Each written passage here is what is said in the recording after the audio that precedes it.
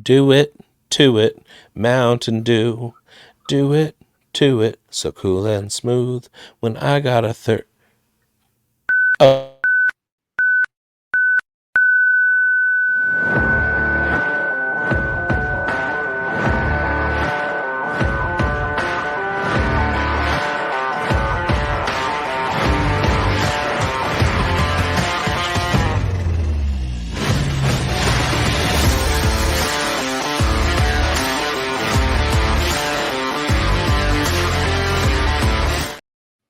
That was the outro. From Calexico to Nunavut, from the Aleutian Islands to Newfoundland.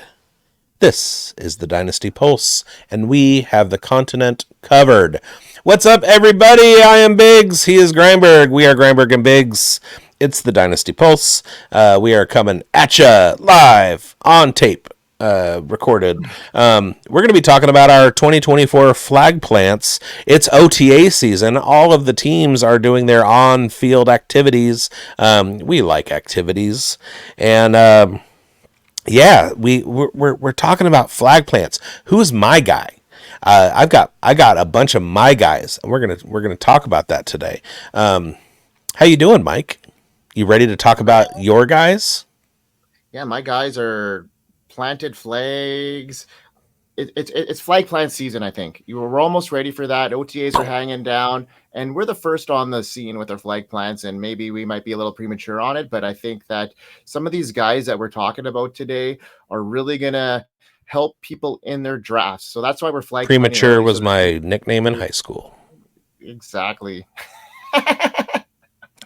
Why? Because I was born a month early. My due date was April 1st. I was born March 6th, which coincidentally was 9 months after my dad's birthday. I was my dad's birthday fuck trophy. Hey, buddy. Yeah, good job. Yeah, so we're talking about flag plants. We're going to be going over all of the positions: the quarterback position, the running back position, the wide receiver position, the tight end position. If you're looking for IDP, look somewhere else. God damn it, we're not into that shit. I mean, I am, but Grindberg's not. Yeah, no. Yeah. What do you want to talk about first, Mike? Should we get into quarterbacks? No. How about we talk about kind of just the platforms that we're representing today, and that's the Undroppables and the Fantasy Football Plus network, because they're both shout out Brad Stalder and Chalk. Yeah, and all the guys out there on Undroppables. Like, thanks for the support. You know, things are growing here on the Dynasty Pulse, and we have two platforms that are supporting us very vividly, and we want to thank them for that support. So we are simulcast. Yeah, buddy, and that's a huge privilege to have, and we're just very thankful for that. So before we get into the quarterbacks, I wanted to kind of say that. So bigz, who is your quarterback flag plant? Because there's a lot of quarterbacks out there, and there's a lot of quarterbacks in Dynasty that are kind of floating up and down. Are you a guy that's looking for like a youngster, or are you a guy that's flag planting on a veteran? My flag plant is a veteran. Now, there is some controversy out there. Some people really like to focus on young players in Dynasty, but when you're talking about the quarterback position, we talked about this last week with Brian Hartman. In rookie drafts, your rookie draft quarterbacks are going to carry value across years, but they're not necessarily going to score you points. Your veterans are going to score you points. So when you're in a startup, you're looking for points. And my flag plant is Dallas Cowboys quarterback Dak Prescott. You thought I was going to say Trey Lance. So at this moment, when we're talking about ADP, Dak Prescott is not being drafted in the top 10 quarterbacks, which begs the question, why? Dak Prescott had a pretty good year last year. In fact, if I do my research, we are looking at a quarterback that finished as the PPR quarterback 3. So what gives, people? He's got one of the top 2-3 wide receivers in the game. He's got an offense that allows him to throw the ball. He was looking at 590, almost 600 attempts last season. He's got competent wide receivers. He's got a competent tight end. I mean, the guy chucks it, and he does well. He's not being drafted as the quarterback 3, but he's going to give you those kinds of points. Now, that could be a result of the season that he had in 2022, where he finished as the quarterback 18. But in the years that he's healthy, he's finished as QB7, QB10, QB2, QB8, QB3. When the guy's on the field for 16 plus games, he absolutely produces as a top 10 quarterback. And so Dak Prescott is my guy. I'm taking him everywhere that I can. I'm getting him in second rounds. It's ridiculous. Yeah, and to just refer back to that, like, we not only talk about these guys, we actually perform that way, and we put our money where our mouth is. Biggs and I were in the Undroppable startup, and we took Dak Prescott with our 211. That's how much we believe in his longevity in the league. I know he's still working on that contract, and we're not sure what the Cowboys are doing there. But Dak Prescott is a guy that, if you got CeeDee Lamb as your number one wide receiver, you got to have Dak Prescott up there, because otherwise, how do you support that? And Dak Prescott is being drafted, according to Fantasy Pros ADP, at QB 13 behind Jaden Daniels. Yeah, I mean, and he finished, what did he finish at? QB 3 last year? QB 3, 4. Okay. Yeah, and now he's 1 year, in that offense, outside of Kellen Moore. Now they're year 2 in that Schottenheimer offense. I just see them, becoming more accustomed. I think they're going to come out of the gate using CeeDee Lamb right away, because I don't think their run game is going to be there. They got Zeke as their number one running back potentially. Zico and Rico. Yeah, Zico and Rico, and that's not opposing fear in opposing teams, in my opinion. And I think their pass game didn't get any really big additions this offseason. So CeeDee Lamb, I mean, is the big guy. So if you're putting him as your number one wide receiver, you got to have Dak in there too. So yeah, I like that flag plan, Biggs. And you want to hear mine? No. So of course I want to hear yours. Who's your flag plant? That hurts me, man. That hurts me. And you know what? There's a lot of rookie quarterbacks that get a lot of steam, and none more than actually this guy that I'm going to talk about, and that's Caleb Williams. He was, the 101 in the NFL draft, and he's been the 101 in a lot of rookie drafts, other than when I see a guy like Biggs who likes to trade out of the 101, like he did in one of our dynasty leagues that I just saw. So he traded out of the 101, and he got a haul for it. So if you to be fair, I traded the 101 for the 102, the 202, and a 2025 second rounder. It was a haul, an absolute haul. And if you believe in Caleb Williams as a generational talent like I do, that might have been a bad trade, but I think Biggs got a haul for that one. So I think that was a good move. But there are miss rates at the quarterback position, especially entering the NFL at one of the more volatile positions. Wide receivers tend to have a little bit more success rate in those top tier draft positions, especially in super flex. And when you provide with a foundation like a wide receiver can, or an upside of a quarterback that has longevity, they can anchor your team for a long time, like a decade. And guys like CJ Stroud, who had a monster rookie season last year, I think that could happen again, and I think that could happen this year with Caleb Williams. And I think my expectations are sky high for Leb, if you will. I think Biggs. Did you patent that phrase? Was it Leb? I don't know. All the cool people are calling him that. Exactly. So you are the coolest of the cats, and you patented in my eyes. So I'm going to call him Leb from now on. I'm not Landing cool. spot. I'm just a poser. I'm just following the pack. All right.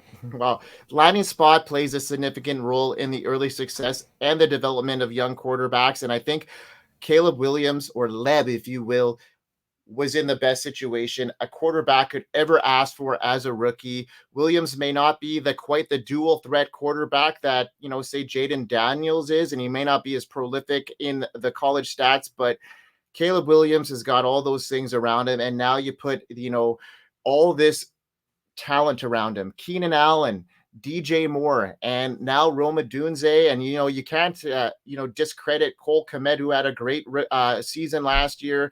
They have a good running game, in my opinion, with Roshan Johnson and DeAndre Swift. With a Dunze there, that adds another wide receiver that has elite talent. Now, Caleb Williams is in a much better situation, in my opinion, than, say, CJ Stroud was last year. He is set up to smash in 2024. He's got a better rushing floor, in my opinion, than CJ Stroud does. And he's got, a rushing floor that could match maybe, say, a Justin Herbert. Maybe not a Josh Allen type numbers, but he can run the ball, and he's known to be, a scrambler outside the pocket. He is going to smash his ADP this year, in my opinion, at QB 17. I think he's going to rank higher than that. I could see him, ranking in the top 12 in 2024, which is going to put him in the top 10 dynasty rankings. And I have Caleb Williams as my QB 7 in dynasty. I just moved up ahead of, Joe frickin' Burrow. So I like Caleb Williams, his situation, and he's my QB 7 in dynasty headed into this year. And with a good 2024, he could be easily a top 5 quarterback in dynasty, and he's my flag plant coming into 2024 at the quarterback position. All right, so looking over the Fantasy Pros ADP, I'm going to throw some names out there, and I want you to tell me if you'd rather have them or Caleb Williams. Patrick Mahomes. No, I would rather have Patrick Mahomes. Josh Allen. Josh Allen. Jalen Hurts. Jalen Hurts. CJ Stroud. CJ Stroud. Lamar Jackson. Lamar Jackson. Joe Burrow. Caleb Williams. Anthony Richardson. See, Anthony Richardson, and then it's Caleb Williams for me. And then Justin Herbert. Oh, I'd much rather have Caleb Williams than Justin Herbert. Yeah, so, I mean, that's right around where, the quibble there is with Joe Burrow. So basically, in your rankings, Richardson would go 6, Williams 7, and then Burrow 8. Yeah. All right. That's fair. That's fair. And none of them are going to be as good as Dak Prescott this season. I don't mind taking a 30-year-old quarterback in Dynasty.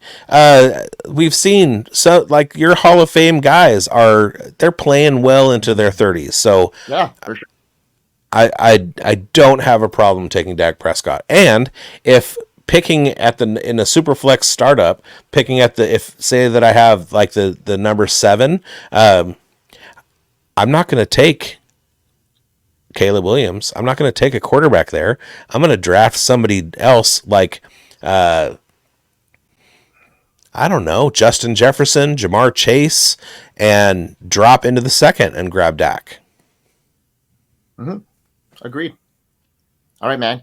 Let's move on to the wide receiver flag plant, and I want to hear yours. Oh, we're not doing running backs? Okay. Let's do running backs. Let's do running backs because that's how the show sheet presents itself. Okay. Let's go. I'm good either way. We could do tight ends even. Should I flag plant a cornerback? Sure. No. Okay. My running back flag plant is none other than Zamir White, running back for the Las Vegas Raiders, affectionately known in Raider Nation as Zeus. You know, last season, Zamir White was in year 2. He was on the depth chart behind Josh Jacobs, who struggled to start the year. Injury concerns, contract issues, and Zamir White just bided his time. Towards the end of the year, Josh Jacobs had an injury, missed the last 4 games of the season. Zamir White stepped in, averaging 20 touches a game on top of 4 targets and 4.8 yards per carry. Those averages, those numbers will put Zamir White over the course of a 17-game season into the top 12 as a running back. Let's look at Fantasy Pros ADP real quick. Where is Zamir White being drafted?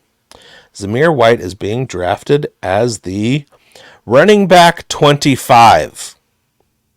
Now, most dynasty leagues have quarterback, running back, wide receiver, tight end, super flex, some flex spots, whatever. Zamir White not even being taken as a running back 2, and potentially in Antonio Pierce's run-focused offense with either Gardner Minshew or Aiden O'Connell. By the way, it's Aiden O'Connell's job to lose. He's going to get his 20 touches a game. And they beefed up their offensive line. They added depth with Cody Whitehair. They went out in the draft and they got road graders. They've got a top 5 defense over the second half of last season to get the ball into the offense's hands. Everything points to a huge year for Zamir White. He doesn't have a lot of tread on the tires. He does catch the ball. Again, he was averaging 4 targets last season in the 4 games that Josh Jacobs missed, which is about where Josh Jacobs was. That projects to about 50 to 60 targets in the season. That's what Josh Jacobs was getting, so not a lot of change there. Basically, he takes over, and nobody's paying attention. He's my flag plant, Zamir White, Zeus. Zeus is going to be on the loose in 2024. Biggs has got it on in the docket. I love it, man. And coming from a Raider Nation guru like yourself, I trust your word here, and I got a lot of Zeus shit now because of you. So hopefully that pans out, my friend. I think one of the things that and I alluded to this when I was talking about, say you have the 108 in a startup draft and you don't take a Caleb Williams, you wait until the second and draft a Dak. When you have guys that have the potential to finish in the top 10, top 12 at their position, and you're able to get them a round or 2 later than guys who don't project to score that many points, but they have a better narrative, or the group think is more in on somebody like that. You're murdering your drafts. You're murdering because you're stacking up values, guys that are going to totally outplay their ADP, and that's what we're here for, right? That's what we're here for. Yeah. We've got our fingers on the pulse of dynasty drafts, and we're telling you how to navigate. You betcha. Now, I'm going to get into some guy that I'm going to just go right out of, and just flag plant somebody, and I'm going to be bold, and it might be something that I go down swinging for, and I'm okay with that. And here's my flag plant for 2024 at the running back position at this moment. I'm going with the Chargers, and I'm going with a guy that is a 3-year starter at Troy School. He set career all-time, rushing records for that school, 4,000 yards rushing, single season, 1,600 yards, single game, 248 yards, all records at Troy. So he was the workhorse over there at the university, adding 34 touchdowns over his 4 years. He had quite the final season. If you remember, he put up 1,661 yards on 297 carries, a true workhorse back. He topped 100 yards 7 times, and he topped 200 yards 3 times in 2023. Okay, I give up. Who is it? It is Kamani Vidal. Okay. What? And Yeah, man. I am going all in on Kamani Vidal in 2024 because of the opportunity that he has. He's got an opportunity to seize that backfield because of so many, question marks around it. But but No, but he's but not but the but big. but Mike, he's got Gus Edwards in front of him. Yeah, exactly. And, J.K. Dobbins potentially. And he's not the biggest back. He only sits at 5'8", 213 pounds, but he forced 94 missed tackles in 2023, and that is good for That's a second lot. in college. That's a lot. He was second most in college football. That's an impressive number, and he's a very good pass blocker too. So I think he's going to be able to get on the field pretty early in the season. He was their true workhorse back. He was third in the country in rushing grade, and he was amongst the players with 200 carries. So he ran the ball a ton. 317 times. So yes, he's going to have a lot of usage, but that's going to bode well for him. He enters one of the best situations a rookie could ask for outside of, better draft capital, in my opinion. Vidal is set to smash his ADP in 2024 and beyond. Some expected the Chargers to pick a back in the earlier rounds in the draft, but when they brought in Gus Edwards and J.K. Dobbins to the roster, I think that fizzled out that flame. They got a gem in the 6th round in Kamani Vidal, in my opinion. J.K. Dobbins has got 2 bad knees, and I think he's washed, in my opinion. I think Gus Edwards can be the early down and goal line back, but he's a bit older too. And there's a chance that Vidal could play a substantial role immediately for the Chargers. I'm comfortable reaching for him as early as the 3rd round in rookie drafts. And in some situations, I'm even drafting him over Marshawn Lloyd. So I'm very, very high on Vidal in both redraft and dynasty. Vidal will see the field in his rookie season. He will carve out a role, I have no doubt. Vidal will enter as the starting running back in 2025. I'm flag planting that. So Vidal, 2024 flag plant for Grindberg. I am a huge Kamani Vidal fan. I think anybody who pays attention to Player Profiler, anybody who pays attention to the undroppables, anybody who pays attention to Schultze, what up? Hey, Should be in on Kamani Vidal. Let me give you a little rundown of some of the guys being drafted ahead of Kamani Vidal in dynasty leagues. Kareem Hunt, Deuce Vaughn, Damian Harris, Michael Carter, Dylan Laube. I mean, well, yeah. Dylan Laube should not be being drafted ahead of Kamani Vidal, even though I love him. Clyde Edwards-Helaire, Jamal Williams, Deontay Foreman. Ezekiel, he's got Jerome Ford and Nick Chubb in front of him. Ezekiel Elliott, Izzy Abanikanda, Dalvin Cook. Dalvin Cook doesn't even have a team. He's being drafted ahead of Kamani Vidal. Kenneth Gainwell, Elijah Mitchell, Rico Dowdle, Ray Davis, Tank Bigsby, Miles Sanders, Alexander Madison, Will Shipley, Damian Pierce, Audric Estime, Jamil McLaughlin, Ty Chandler, Bucky Irving, A.J. Dillon, J.K. Dobbins, Khalil Herbert, Antonio Gibson, Keaton Mitchell, Tyler Algier, Braylon Allen, Rashawn Johnson, Chuba Hubbard, Gus Edwards, Jerome Ford, Marshawn Lloyd, Zach Moss, Condre Miller, Chase Brown, Devin Singletary, Raheem, all of these guys being drafted ahead of Kamani Vidal. No, thank you. Yeah. You guys I'm also take a big them. Vidal fan, I gotta say. Let's hear it, Schultze. What do you got You to say guys about take Vidal? all of those. Hang on, I was going to say, you guys take all of those players while I'm picking off wide receivers, and then I'll take Vidal later.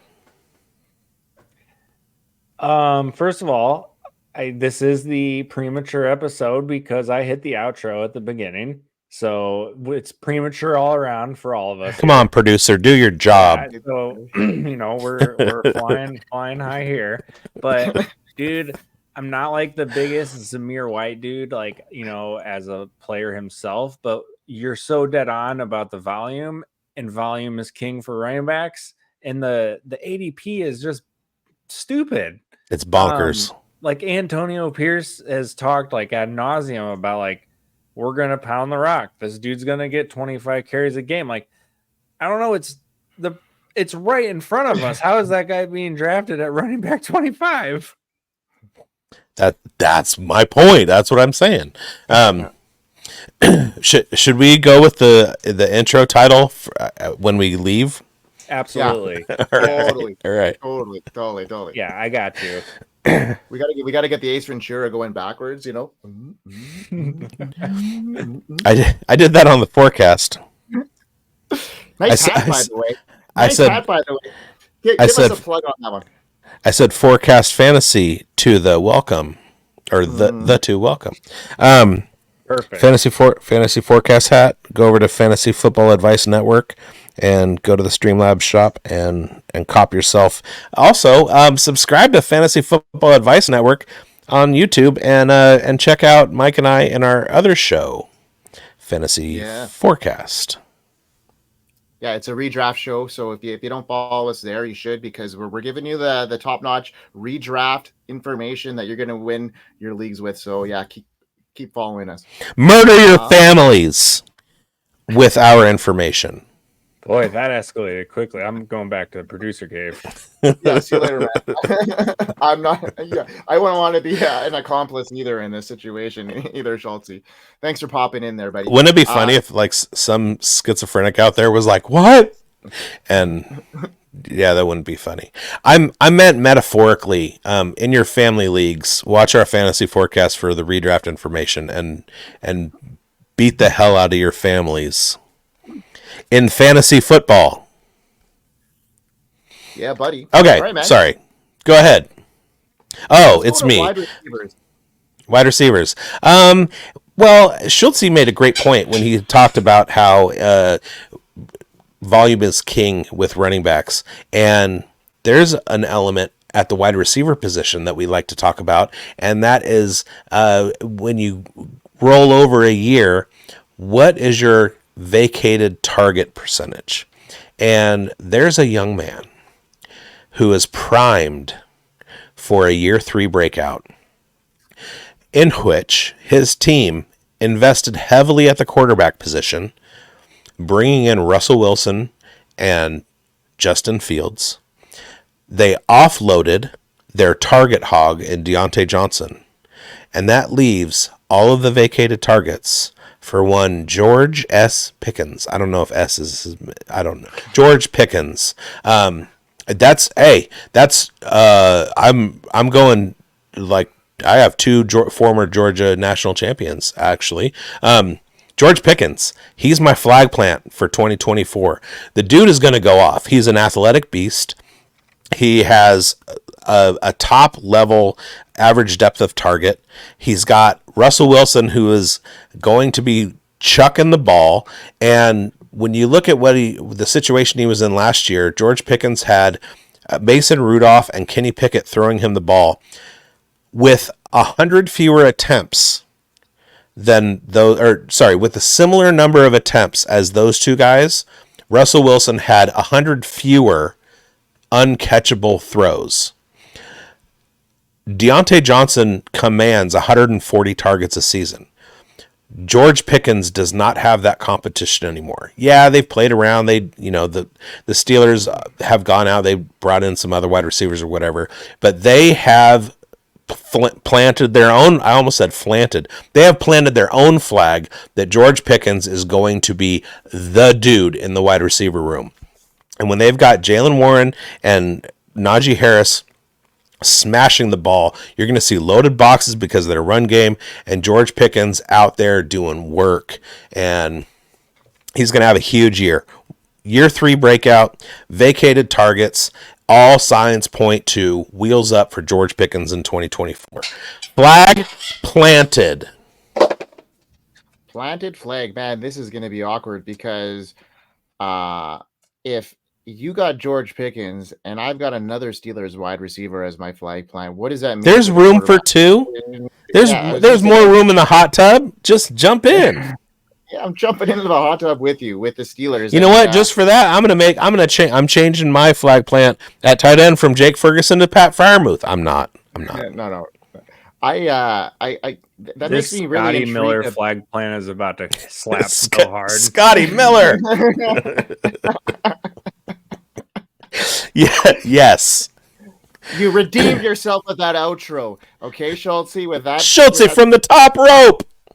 He comes in and hits a banger. Good one. All right. Well, my flag plant is another Steelers wide receiver. So that's kind of baffling. So we're going to actually have to look at maybe on another show, talk about the quarterback situation in Pittsburgh. If we both got guys that were, got circled as flag plants in 2024. And my flag plant for the wide receiver position is Roman Wilson, former Michigan wide receiver, who was selected 84th overall in the draft. Sneakily one of the best landing spots, in my opinion, of the draft of any player.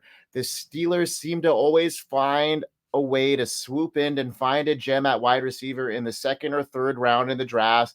And if Roman Wilson hits like I think he can, he could be a real smash value right now. 22 years old. He had 48 catches for 789 yards and 12 touchdowns last year as a key part of the Wolverines offense that was a national championship winner. He's athletic. He's a good slot receiver who ran a 4.39 at the combine. Very similar profile, if you will, to Ladd McConkey. If you like Ladd McConkey, Lad Light. Ladd McConkey. Hashtag Dads for Lad.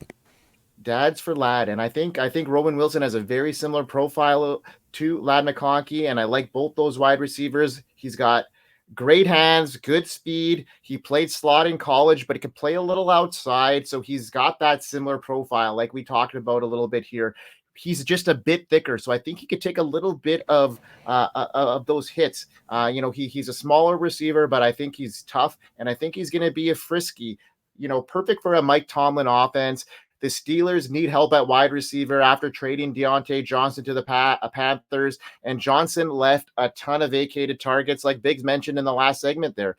I mean, Deontay Johnson averaged a whopping 9 targets per game the last 3 seasons in Pittsburgh in a run-heavy offense. George Pickens is flash star potential for the Steelers, and he's going to have a great year. But I also think there's room for a guy like Roman Wilson to come in and be the second in target share, potentially third behind Pickens and Pratt Freiermuth, potentially. Not a bad situation if you think about it, with all those vacated targets left behind. And the Steelers adding Russell Wilson and Justin Fields in the offseason, their passing game should be vastly improved. We have to proceed with caution, however, because we know that Arthur Smith, his usage of skilled players can be very unpredictable, but not more, frustrating than a Matt Canada offense. So it can't be any worse. Mark my words here. Roman Wilson will start the Steelers right out of the gate in the slot and be a target machine. I'm projecting him to hit 90 targets in 2024. That will translate into a top 40 finish at the position. I have him ranked as my wide receiver 9 amongst the rookies in this class, wide receiver 45 overall. Roman Wilson is projected, in my opinion, to finish as the wide receiver 8 in this class. And that's certainly flag plant worthy, if you ask me. Roman Wilson, the Wilson you want from the Steelers on your fantasy team. Wow. Okay. Roman Wilson, definitely also an undroppables favorite. Looking at the unscore, he has a higher score. The threshold basically is what you want to score better than 70, right? You got guys in the 69.55 down to about 60. Some of the guys ahead of Roman Wilson: Jalen Polk, Brian Thomas Jr., Luke McCaffrey, Jalen McMillan, Jermaine Burton. But guys behind him in unscore: Javon Baker, Jacob Cowing, Malachi Corley, Keon Coleman, Jamari Thrash, Brennan Rice, Adonai Mitchell, Malik Washington, he's got a ton of steam.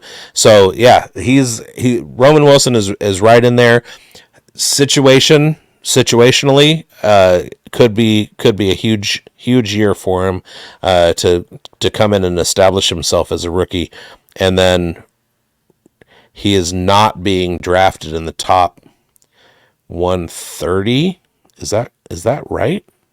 Yeah, it is. No, that's not right. He's wide receiver 60. So basically, you're looking for him. He's right outside, right behind Quentin Johnston, just ahead of Dontavian Wicks. Who's another guy that is being, criminally undervalued. Dontavian Wicks is going to gain steam in the next, month or two, for sure. Something's wrong with this. Something's wrong. Let me see. This says, according to ADP from Fantasy Pros, Jerry Jeudy, Quentin Johnston, Roman Wilson, Dontavian Wicks, Marvin Harrison Jr. I don't think that's correct. No, I don't think Marvin Harrison Jr. should be in that. That's something's wrong at Fantasy Pros. No, it's Marvin Harrison Sr. Right. Hey, Fantasy Pros, you might want to get on that because, yeah, that's crazy. I'm glad I found that. 61 Dontavian Wicks, 63 Tyler Lockett, 62 Marvin Harrison Jr. I don't believe my lying eyes. What is happening? All right. Yeah, Roman Wilson, love him. And and again, there's room in the hot tub for two. It'll be an interesting conversation when we talk about the Pittsburgh Steelers quarterback situation. When we think about them, housing a couple, at least 2 top 40 wide receivers. That doesn't. They have done that in the past, and I'm excited to see what it could be again. So, love it. Absolutely. Right. Now the tight end one. The tight end spot here is an interesting position because it has changed drastically over the last year. I remember going into 2023, it was a very sparse, landscape. And then you see guys like the Sam Laporta and the Trey McBride emerge, and now these guys are all of a sudden top 3 dynasty tight end assets, and it completely changed the landscape of it. And now you see a guy like Brock Bowers come in, and he's in a situation that, he's going to come out and he's going to have the opportunity to succeed. So there's a lot of situations here in the tight end landscape that could be some value here. So yeah, who do you got as your flag plan for 2024? Well, let me start off with a trivia question. Okay. Who finished as the tight end 9 in PPR last season? I'll give you a hint. It's in the damn show notes, Mike. I don't pay attention to your show notes. I don't. No, they're your show notes. You're the one that wrote them. Jake Ferguson. Jake Ferguson is my flag plant. He finished ahead of Dalton Kincaid, and of course ahead of Dalton Schultz, and ahead of Dallas Goedert, and ahead of Kyle Pitts, and ahead of Taysom Hill, and ahead of Mark Andrews, and ahead of Tyler Conklin, and of course. Okay, so Jake Ferguson basically kind of rounded out the very end of what you're looking for in a tight end. Why is he my flag plant? Well, first of all, he is attached to my flag plant at quarterback, Dak Prescott. Second, I am talking about the Andrew Cooper yin and yang tight end strategy. That's where you draft 2 tight ends, one of them being a top 5 guy at least. Hopefully it's the number 1 or the number 2. So we're looking at pairing Jake Ferguson with somebody with that upside, a Mark Andrews who might have an injury history, a Travis Kelce who's falling in drafts, Sam Laporta, who, he's a rookie and he had an incredible rookie year, but look what Kyle Pitts did. He had an incredible rookie season also. But the key to the tight end 2 in your yin and yang is 90 targets or 10 touchdowns. Now, there aren't a lot of tight ends last season that had 10 touchdowns. In fact, there was one, and that was Sam Laporta. So we kind of have to shift, and we have to look at targets. And when we look at the target share that Jake Ferguson carried out of 2023, he had 102 targets. My math isn't very good. I'm not good at math, but I think 102 is more than 90.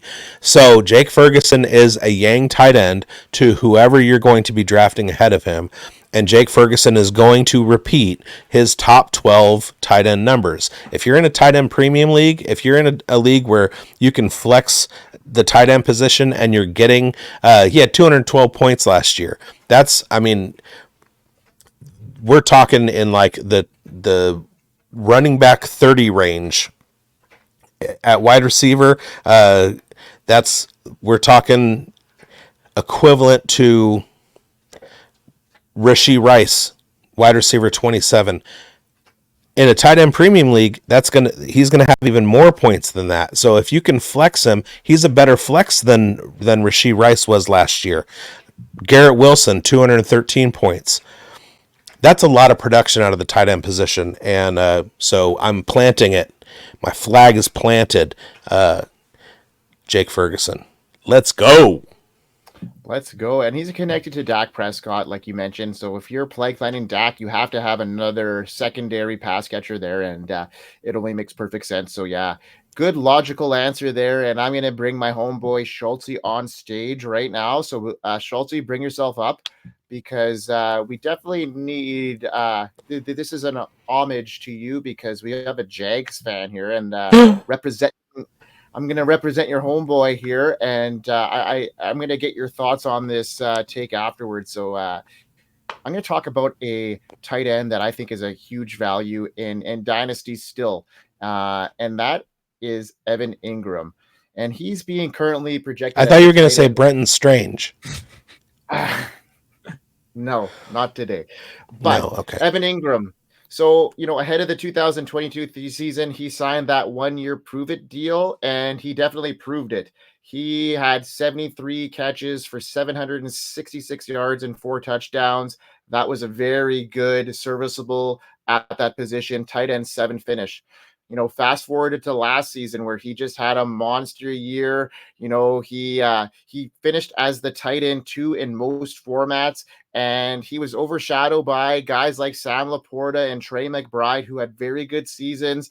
The slide of Travis Kelce also took a bunch of the headlines away from how great Evan Ingram was in 2023. He finished with 144 targets. 144 freaking targets for a tight end. That's exceptional. 114 receptions that went for 963 yards. He didn't catch a whole lot of touchdowns. He did get 4 of them.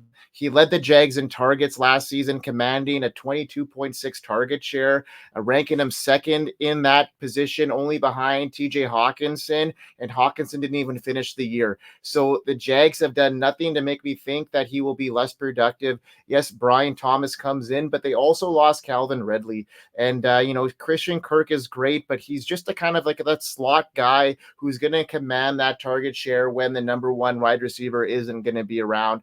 I think Evan Ingram is poised to have another huge year, and priced at the tight end 11, I am going to be taking him. The guy had 143 targets last year. Yes, as an emerging tight end coming up. That's a lot.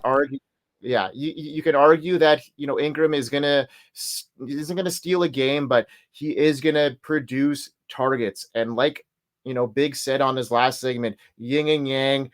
You want to get over that 90 threshold. Well, I think 53 freaking targets over that threshold is pretty awesome. Much like every non-Travis Kelce tight end, I'm going to go into this season looking for value, and Evan Ingram is going to be a value again. And I think at the age of 30, that is still pretty young for tight ends. He still has a lot left in the tank, and I think he's going to finish as a top 10 tight end again.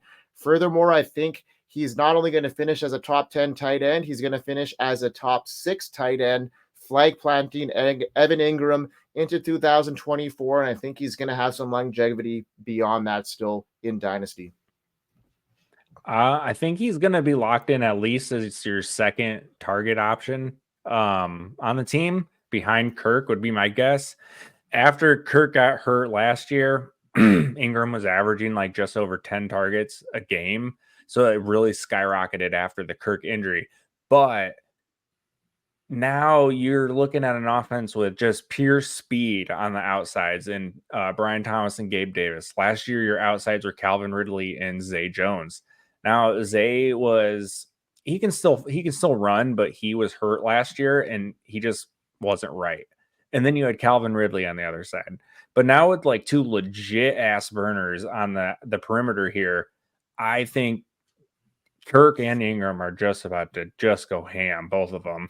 You're looking at Trevor's got the connection with the two of them already. When you look at his outside guys, it's a new connection there. So Trevor's got the chemistry with those, with Kirk and Ingram, which is huge. And yeah, so the targets are going to come.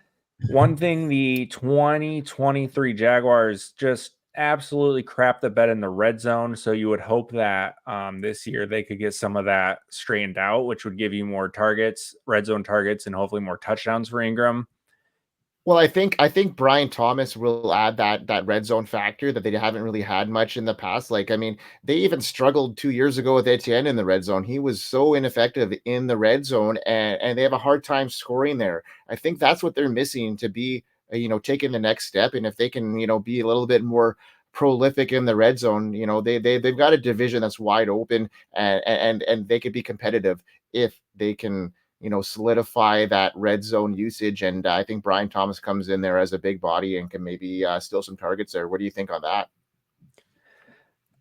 In the red zone specifically, I could see it for sure. But yeah, I love the effect of the speed opening up for Kirk and Ingram. Yeah.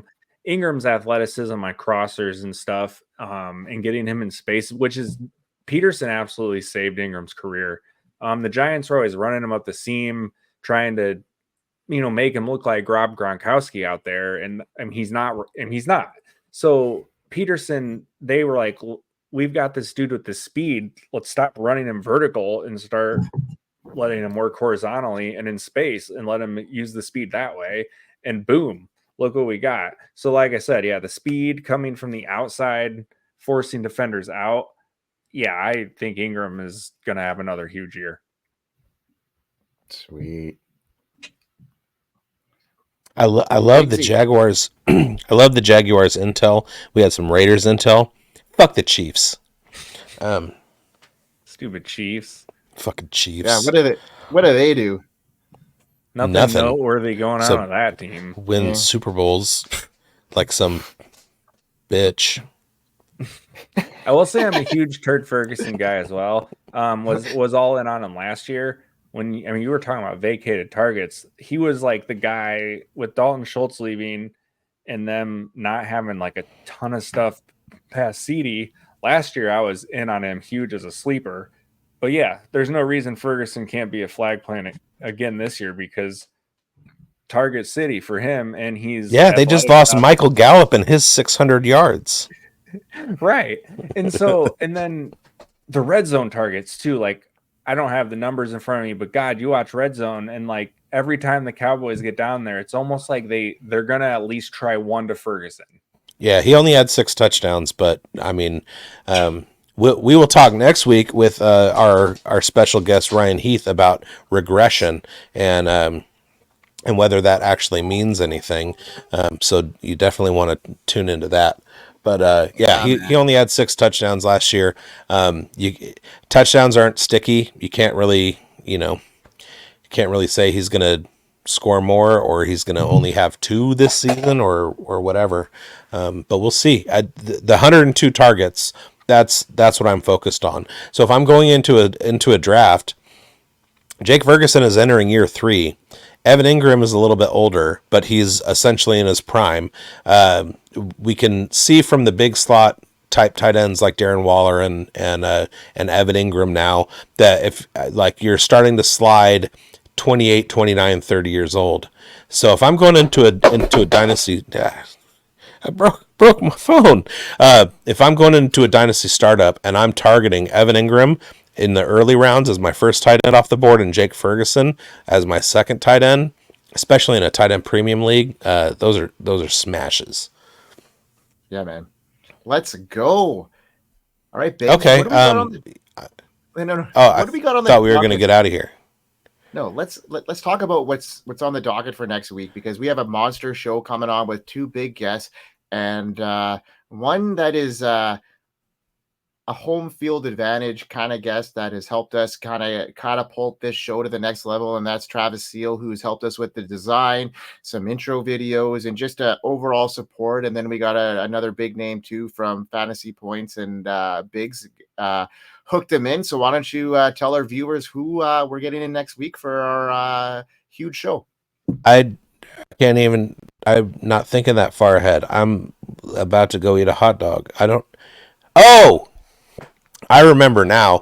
Ryan Heath from Fantasy Points is going to come in. He's going to talk about some of the articles that he's written over the last month or two. We're talking wide receivers with their first downs per route run. We're talking about points per dropback for quarterbacks. It's going to be a very, very erudite and cerebral show. None of this stupid mock drafting. We're not into that anymore. That's for plebs. We're going to hit you in the heart of your intellectualism, and maybe come back to mock drafts in a couple weeks. Yeah, I know. But yeah, Ryan Heath and Travis Seal, your fellow countryman, although he is from the West Coast. Let's go, Travis Seal, maker of graphics like the nice overlay that you see, and he's an indispensable part of the Undroppables team, and somebody who's very, very pleasant to work with. Love me some Travis. So he'll be on the show with us next week. As always, Schultze, our producer, will be back. And bigz and Grindberg and bigz. You can find me at BigModedFFB. You can find him at FFCanuck99. It's right there on the overlay. Thanks again to Travis Seal.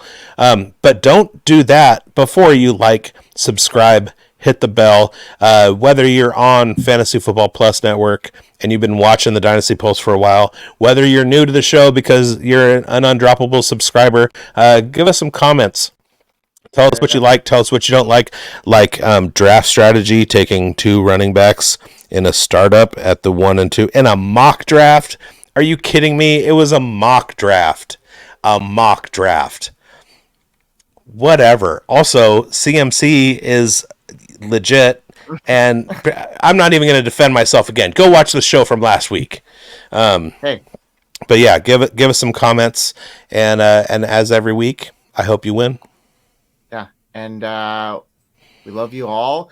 Thanks to the Fantasy Football Plus Network, and thanks for the Undroppables for the uncanny support of our show. Couldn't do it without you. Thanks for all the viewers for tuning in, and remember to like and subscribe from all of us on the Dynasty Pulse. We'll catch you next time. We hope you win. Producer!